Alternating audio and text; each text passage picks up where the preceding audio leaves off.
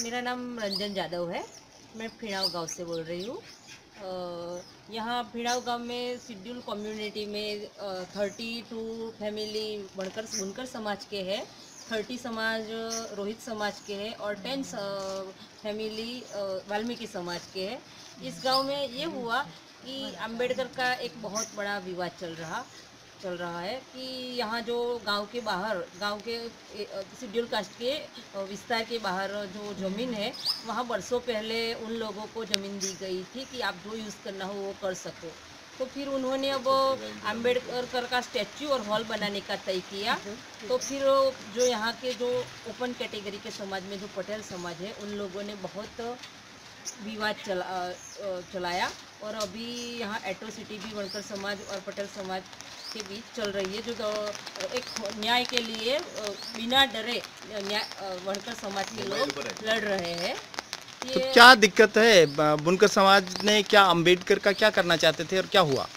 अंबेडकर का ये हुआ कि बुनकर समाज है वो ऐसा सोच रहे थे कि अंबेडकर का यहाँ स्टैच्यू लगे और उनका वॉल बने, लेकिन वो जो पटेल समाज है वो कम्युनिटी को ऐसा लग रहा है कि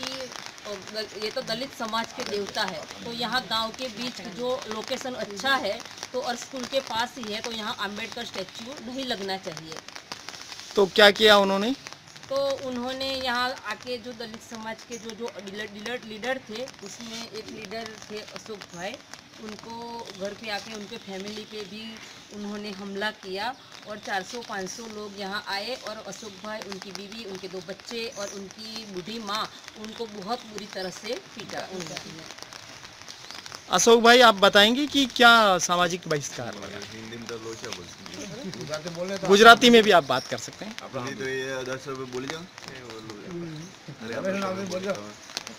हाँ, ते आंबेडकरનો जो विवाद થયો તે પછી અહીંના જે ગામના પટેલ સમાજના લોકો છે તેમણે અહીંયા જે વણકર સમાજ છે તેમને એમના ખેતરોમાં કામે નહીં બોલાવવા, એમના ખેતરોમાં ખેતીમાં ભાગ નહીં આપવો, એમના ખેતરોમાંથી ઘાસચારો નહીં લેવા દેવો, આવો એક એમણે નિયમ કર્યો અને અહીંયા જે વણકર સમાજ છે તેમનો આર્થિક રીતે બહિષ્કાર કર્યો, આર્થિક રીતે। અને જો જે કંઈ મંદિરનો પાટોત્સવ હોય કે કોઈ બીજા પ્રસંગો હોય તેની અંદર એમને કોઈ પણ જાતનો વ્યવહાર ન કરવો એવો એમણે નક્કી કર્યું છે અને કોઈને પણ અત્યારે ખેતરમાં કામે નથી બોલાવતા, કોઈને ખેતરમાં ભાગ નથી આપતા કે નહીં ઘાસચારો લેવા દેતા, આવી રીતે એમણે આર્થિક રીતે બહિષ્કાર કર્યો છે। सरकार जो भी, मैं एक बात जोड़ना चाहूँगी कि सरकार जो भी बोल रही है कि अनटचेबिलिटी नहीं कर रहे हैं, ये हो रहा है, सबके साथ समान व्यवहार चल रहा है, लेकिन हमारी कंडीशन देखो, हमको ये आज लग रहा है कि युगों से जो चला रहा है, सालों से दलित के साथ जो व्यवहार था आज भी यही है। दलित के लिए उन लोगों की मानसिकता, उनके लिए असमानताएं जो सालों से थी वो आज की वही है। तो ये आनंद जिला है वाइब्रेंट गुजरात का, जो भारत के पंत प्रधान नरेंद्र भाई मोदी कहते हैं कि ये गर्वी गुजरात की जो बात करते हैं, उस गुजरात में जो 7% दलित हैं उनके हालात आप देख सकते हैं कि पिछले 1.5 साल से फिनाव गांव के ये जो लोग हैं खंबात तालुका के, वो सामाजिक आर्थिक बहिष्कार झेल रहे हैं। उनको खेतों में काम नहीं दिया जाता है, उनके पशुओं के लिए घास नहीं लाई जा सकती है और किसी भी तरह का उनके साथ अगर कोई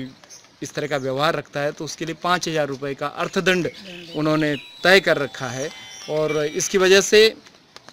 इन लोगों ने तालुक के अधिकारियों से लगा करके ऊपर के जितने भी बड़े अधिकारी हो सकते हैं, गृह मंत्री तक, स्पीकर तक और मुख्यमंत्री तक, एससी कमीशन के लोगों तक, सब जगह पर अपनी बात को पहुंचाया है, लेकिन आज दिन तक फिनाव के जो वनकर समाज है, जो दलित समाज है, उस समाज की कोई भी व्यथा को सुना नहीं गया है। आज भी वो चाहते हैं कि उनकी बात को सुना जाए और उन लोगों की ये डिमांड है कि उनका सामाजिक आर्थिक बहिष्कार ख़त्म किया जाए। इसके अलावा यहाँ भूमिहीनता ज़बरदस्त है, किसी भी परिवार के साथ ज़मीन नहीं है, तो उनका ये भी कहना है कि सारे परिवारों को, वो रोहित हो, वाल्मीकि हो, चाहे बनकर हो, उन सारे दलित परिवारों को, प्रत्येक परिवार को 5 बीघा ज़मीन दिया जाए। वो जो यहाँ पर बटाई में खेती करते हैं भागीदारी में और उसको केवल 7% पे करना पड़ता है, वो भी जो कि लगभग 15% होता है, वो भी ख़त्म हो और उनको सम्मानजनक तरीके से भागीदारी भी दी जाए। और बच्चों के लिए जो यहाँ के युवा हैं वो पढ़ना चाहते हैं तो उनके लिए स्कॉलरशिप के प्रबंध हों और एक ऐसा डेमोक्रेसी में उनको अधिकार मिले जो कि जिसके कि वो हकदार हैं। फिनव की चाहे बहनें हों, चाहे भाई हों, चाहे युवा हों, उन सब की यही डिमांड है कि उनको न्याय मिले और उनके साथ जो सामाजिक आर्थिक बहिष्कार हो रहा है वो ख़त्म किया जाए।